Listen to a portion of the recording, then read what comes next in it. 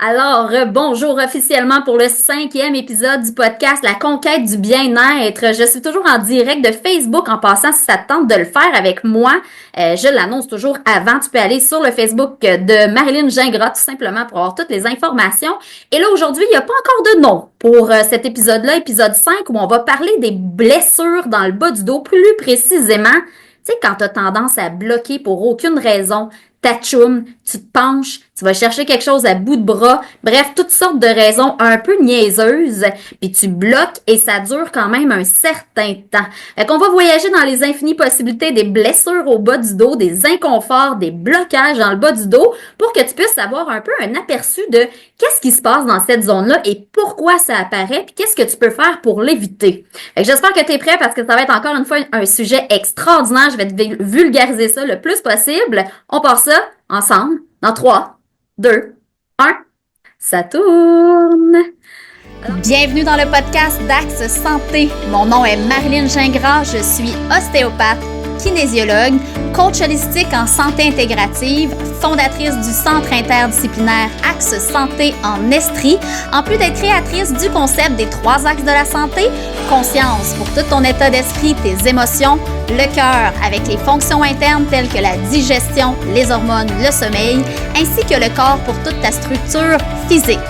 Mon plus grand désir, c'est de te faire voyager dans les infinies possibilités d'interrelation de tout ce qui se passe à l'intérieur de toi pour te permettre de faire des choix conscients dans ton quotidien afin d'exploser d'énergie grâce au seul et unique véhicule de ta vie, ton corps. Bienvenue dans mon univers.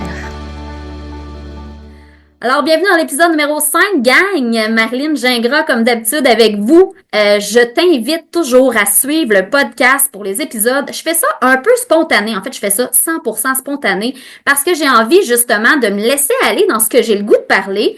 Et ça fait qu'il y a des épisodes à peu près 2 fois par mois. Là, il date d'un petit peu plus longtemps parce qu'on a eu notre fameux projet Gym avec Axe Santé qui a démarré le début de l'année, le 11 janvier. Officiellement, on a démarré notre collaboration avec l'école secondaire de Bromptonville avec un gym. C'est vraiment extraordinaire, mais c'est sûr que ça m'a demandé un peu plus d'énergie pour partir ça puis m'assurer que ce soit fonctionnel pour que mon équipe embarque. Donc, épisode aujourd'hui où on va aller, je dis toujours que c'est mes sujets favoris, mais je pense qu'à chaque fois, c'est mes sujets favoris.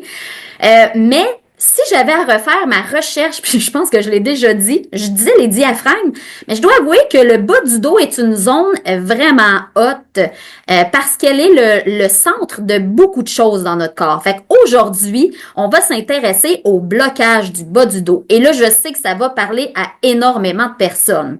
Donc, je t'invite à t'abonner pour avoir toujours les épisodes pas en rafale, mais avoir le scoop de quand un épisode sort, Spotify, YouTube.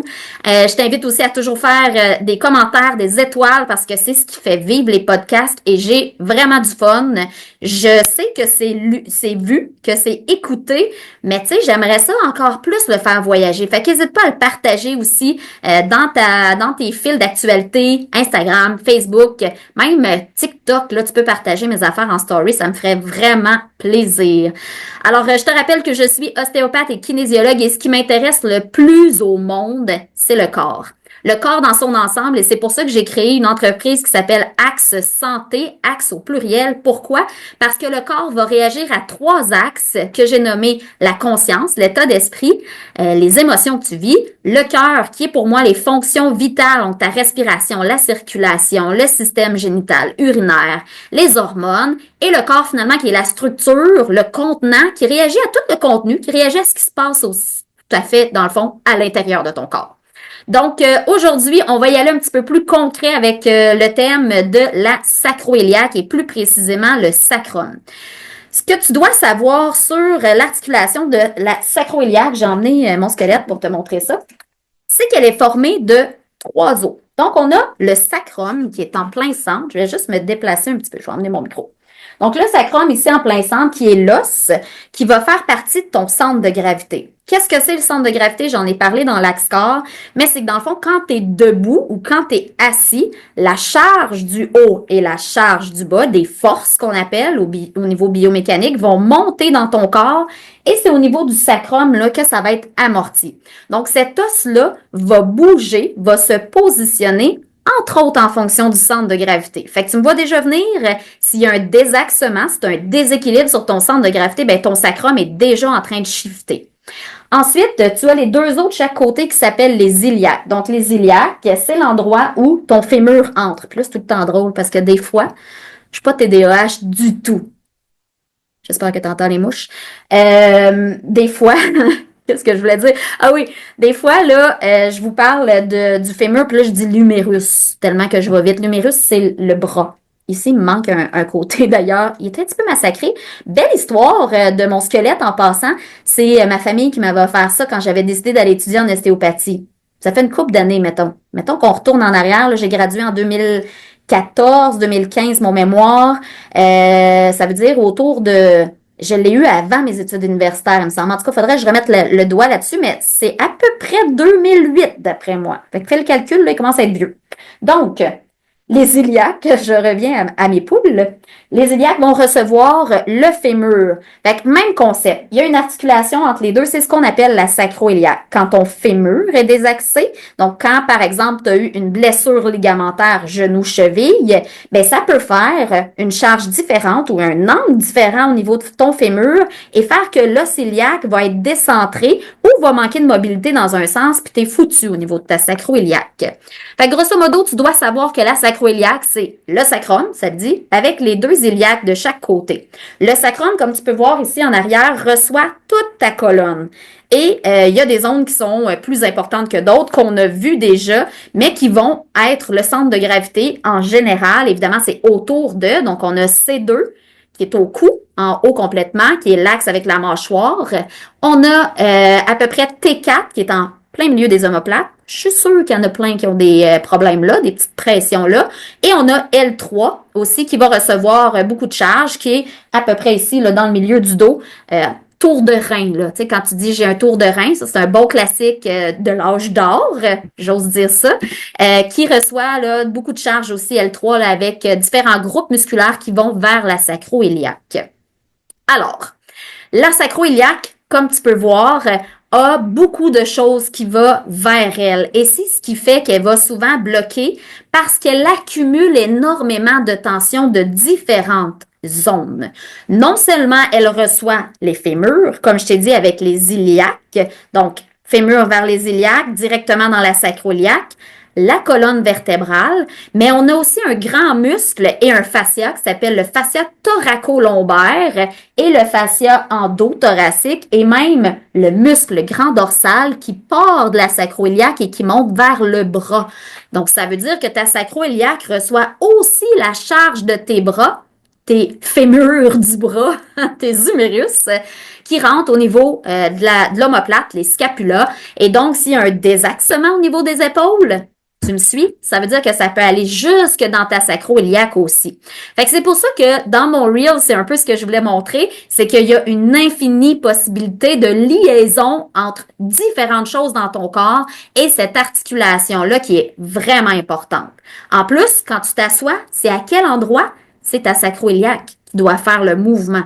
Fait que quand il y a quelque chose qui est déréglé sur le trajet de cette zone-là, ben tu vas accumuler énormément de tension et ça va faire que tu vas lâcher avec des petites niaiseries.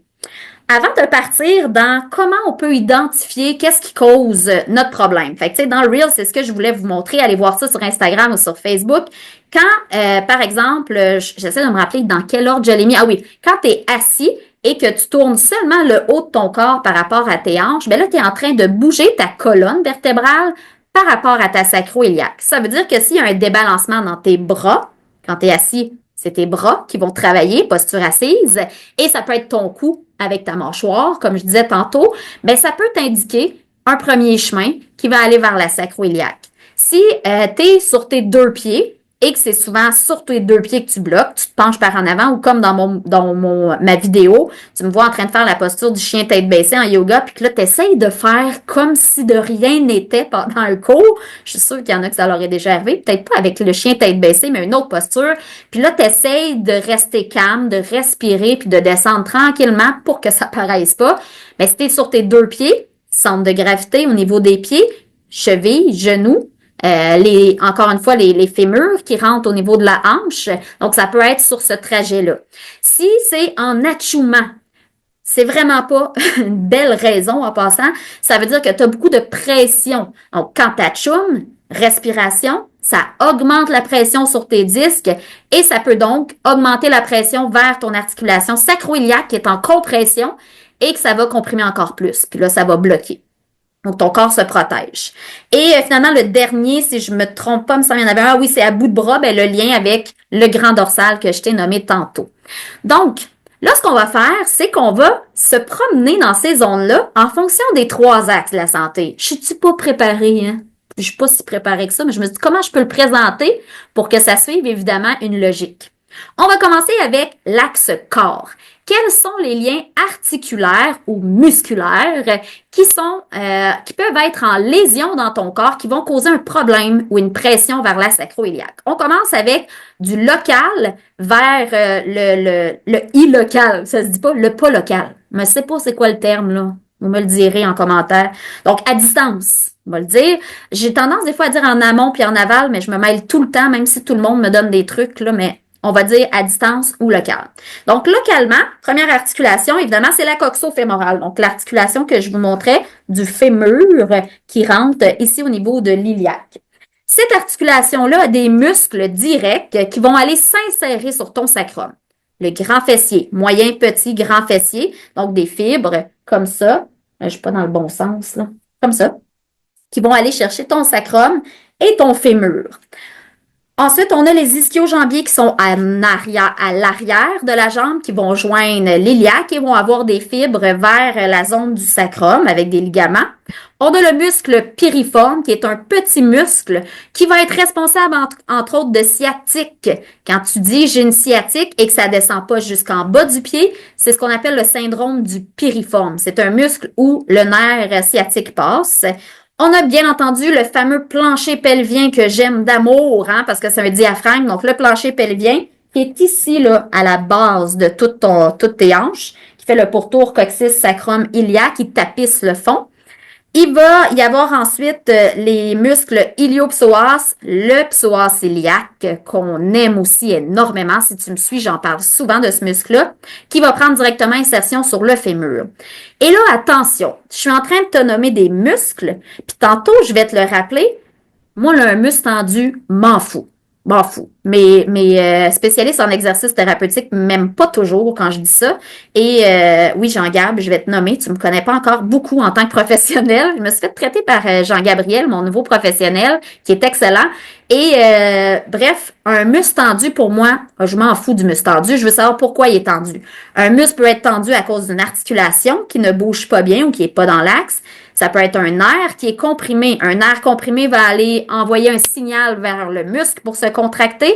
Et ça peut être à distance aussi un fascia qui met une tension vers ce muscle-là. Un fascia, c'est les enveloppes là, qui vont chercher différentes zones que je vais vous parler, entre autres, un peu plus loin, quand je vais parler des lésions à distance. Donc, lien direct musculaire, coxo-fémoral, donc du fémur vers le sacrum. Ensuite, évidemment, on a les vertèbres lombaires qui sont ici dans le bas du dos, qui ont des liens directs aussi. Les multifildes, qui sont des petits muscles qui, ça le dit, ça fait des petites fibres entre le sacrum et les lombaires. On a les muscles érecteurs du rachis. Donc ça, c'est les muscles là, que, tu sais, quand on longe le côté de la colonne, des fois, tu peux sentir des raideurs ou des petits bombements. Donc ça, souvent, c'est les muscles érecteurs du rachis qui sont tendus. Je reprends un concept que j'aime beaucoup de structurel pour t'expliquer. Quand tu palpes et que tu sens une zone qui est plus raide, nous on dit ça gros, dur, sensible, ça veut dire qu'il y a une lésion articulaire dans cette zone-là. Ça veut dire que directement sous tes doigts, tu as le muscle, mais tu as aussi des articulations qui sont possiblement en lésion. Ça peut être en rotation, en inclinaison, en torsion. Bref, il se passe quelque chose, c'est sûr, en dessous des doigts. Et ça fait partie de mon évaluation quand je teste les gens. Et encore une fois, on a le psoas parce que le psoas va prendre insertion au niveau lombaire et va descendre au niveau du bassin aussi. Finalement, si on va un petit peu plus dans l'indirect, hein, parce que là, je suis allée très local, mais on a la cage thoracique. La cage thoracique, c'est où on retrouve les côtes. Donc, on a toujours le psoas iliaque parce qu'il va s'insérer au niveau lombaire, mais aussi thoracique basse, T12, qui est la dernière vertèbre thoracique. Et là, on a le diaphragme, le fameux muscle de la respiration qui fait une coupole en dessous de la cage thoracique et qui descend au niveau lombaire. va aller chercher les psoas par une chaîne, ce qu'on appelle la chaîne profonde, et là, va créer des lésions vers l'angle du sacrum et de la sacro-iliaque. Donc, respiration, augmentation de pression. Rappelle-toi-en, on va en parler dans les fonctions, dans l'axe cœur. On a bien entendu le carré des lombes, mais ça aussi, c'est une zone qui est souvent tendue, qui est entre l'iliaque et la cage thoracique. Quand tu palpes le bas du dos, là, pas mal dans la zone des reins, quand il y a des grosses tensions là, ça veut dire que ce muscle-là est tendu. Tout simplement. On a le fascia thoraco-lombaire que je t'ai parlé, donc qui va partir des lombaires du thorax et s'en aller vers le haut. Et le fascia iliaca aussi que j'ai pas nommé, mais qui va aller dans plus les fonctions du cœur aussi.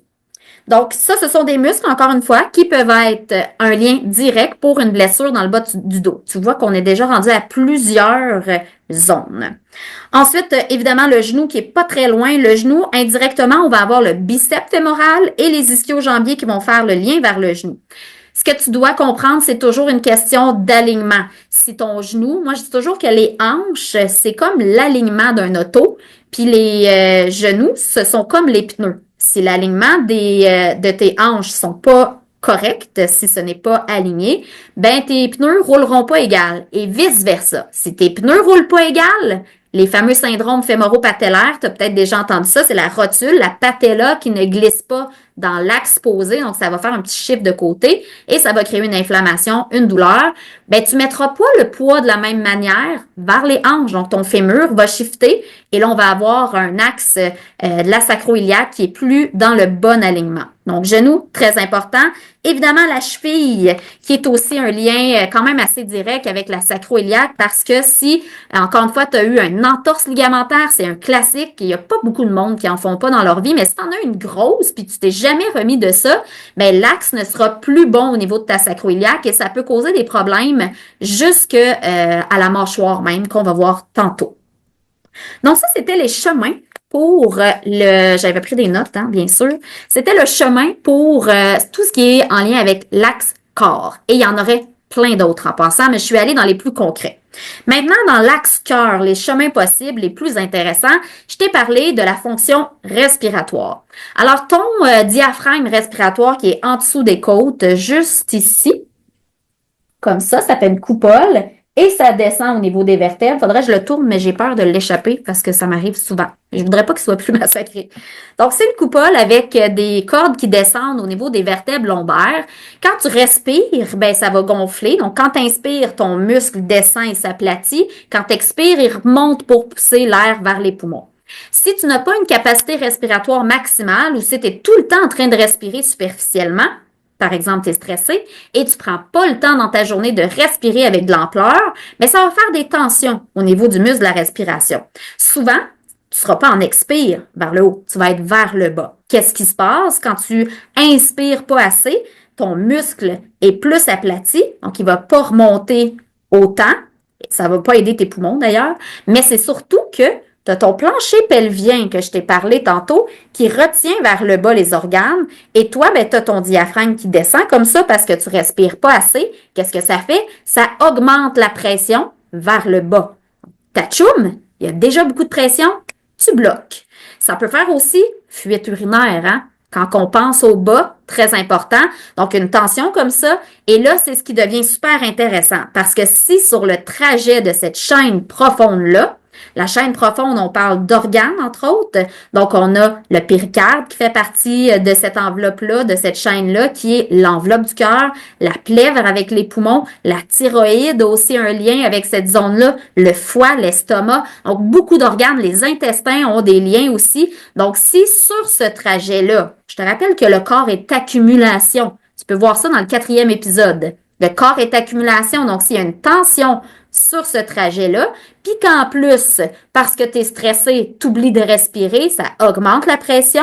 Et là, ça peut être dans un sens que c'est fait. Par exemple, si c'est ton cœur qui augmente la pression, le péricarde tire vers le haut, ben tu vas avoir une inclinaison. J'exagère, là, mais l'épaule haute à gauche, inclinaison à droite. Donc, tu vas avoir tendance à bloquer dans le bas du dos en fonction de ça, de comment tu es positionné. Donc, à droite, ça va pousser le disque vers la gauche. Possibilité d'hernie discale. Et là, ça fait peur quand je dis ça. Quand ton dos bloque comme ça, c'est un signe précurseur pour protéger tes disques. Plus tu vieillis, plus il y a des risques qu'à un moment donné, ton corps dise « Oh, c'est assez ». Et quand je dis vieillir, c'est à partir de 40 ans, malheureusement, que ça peut être possible. Il y en a même qui vont en avoir avant. J'ai déjà eu des clients début trentaine avec des discopathies. Donc ça, c'est la dégénérescence des disques et des hernies discales. C'est pas bon signe quand ça commence aussitôt. Plus tard, ça s'assèche, fait que des fois, tu t'en remets. D'ailleurs, j'enseigne hernie discale demain à l'école d'ostéo, mais c'est quelque chose qui m'intéresse énormément, bien entendu, comme tout dans le corps humain. Donc, bref, quand ton corps bloque comme ça, c'est un signe avant-coureur qui a possiblement la possibilité, ça fait beaucoup de possibles, qu'à un moment donné, ça bloque dans ton corps, puis que là, ça pousse tellement le disque que ça écrase puis que tu as une hernie discale. On souhaite pas ça. Donc, respiration, très importante. On a aussi tout le système urogénital, donc les reins, la vessie et l'utérus. Je vais commencer avec l'utérus. L'utérus, ici, va avoir des ligaments en avant et en arrière qui vont rejoindre ta symphyse pubienne et ton sacrum. Donc, sacrum, je vais y aller doucement, symphyse pubienne ici en avant, ton utérus, il est là. Et il y a des ligaments qui rejoignent symphyse et sacrum.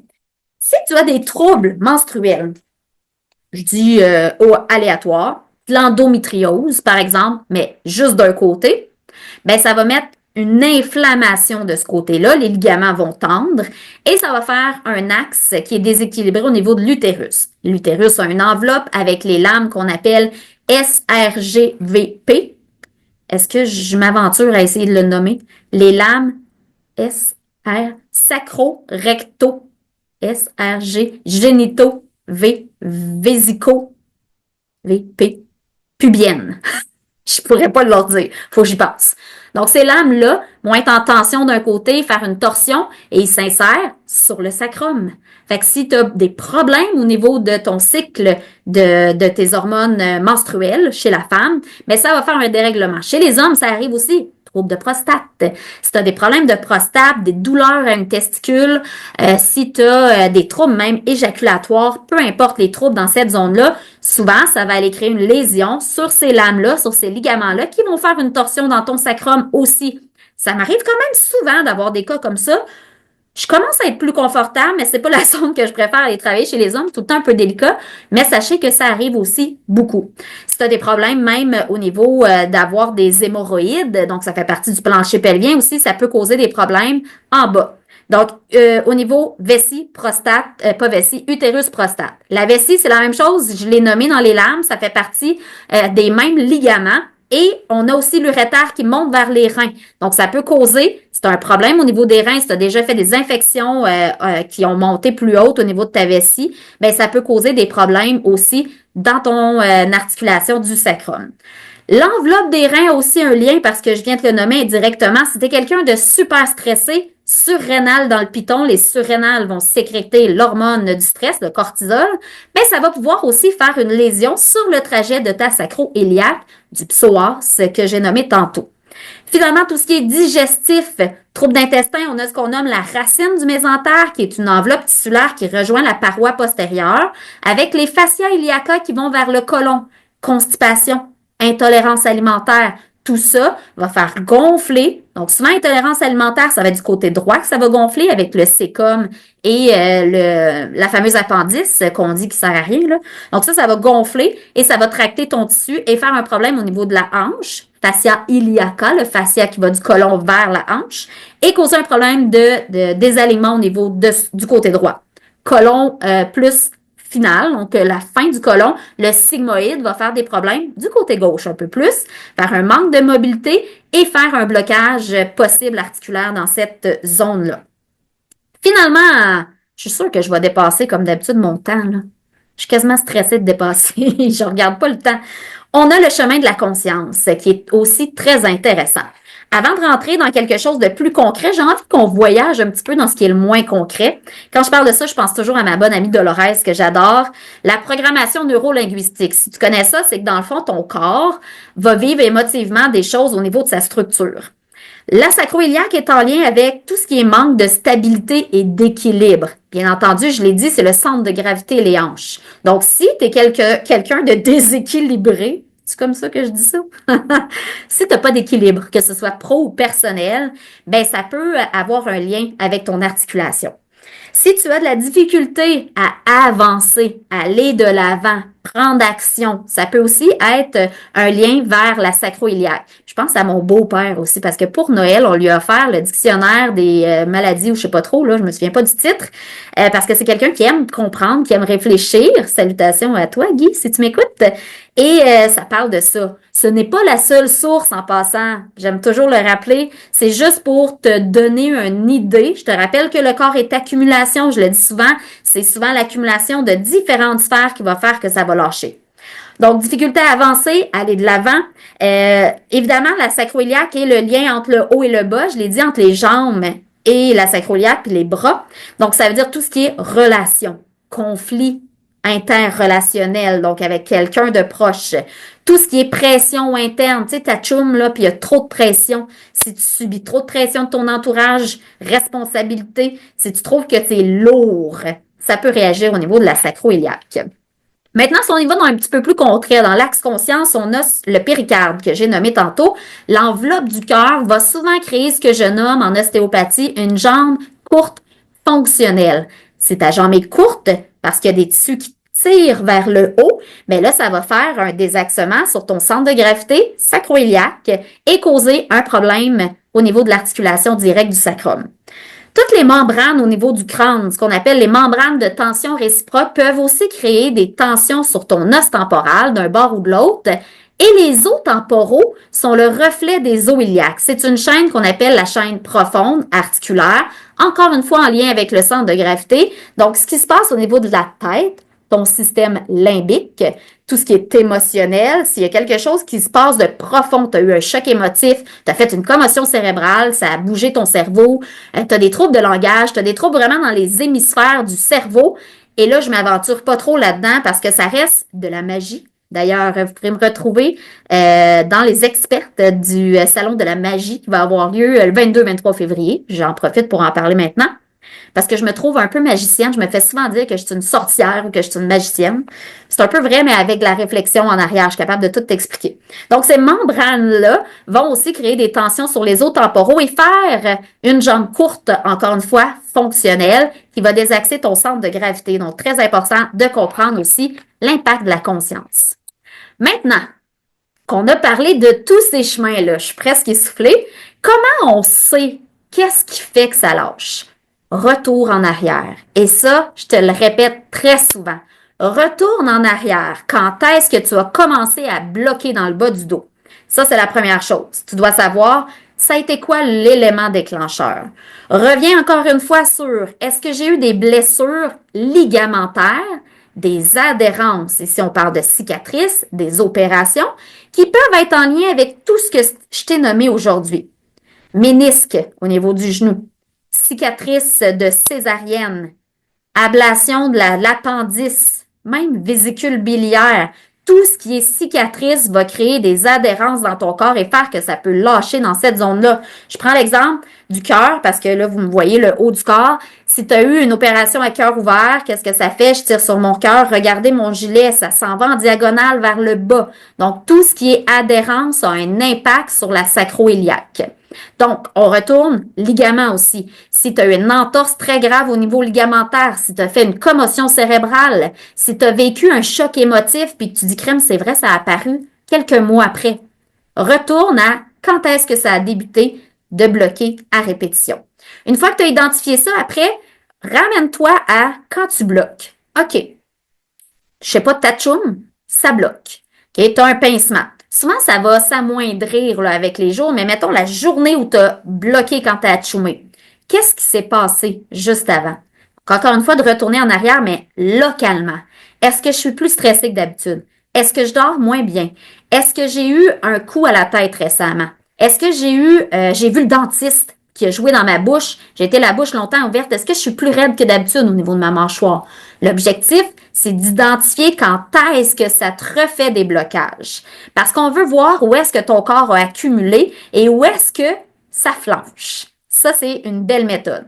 Si tu as plusieurs sources, mettons intestin, troubles de mâchoire, tu as eu des entorses sévères aux chevilles, on a déjà 3 chemins possibles. C'est là que souvent, ça va prendre juste un hatchoum parce que tu as trop de pression de tout bord, tout côté. Le hatchoum, là, c'est un signe que ton corps en peut plus. Il y a trop de pression.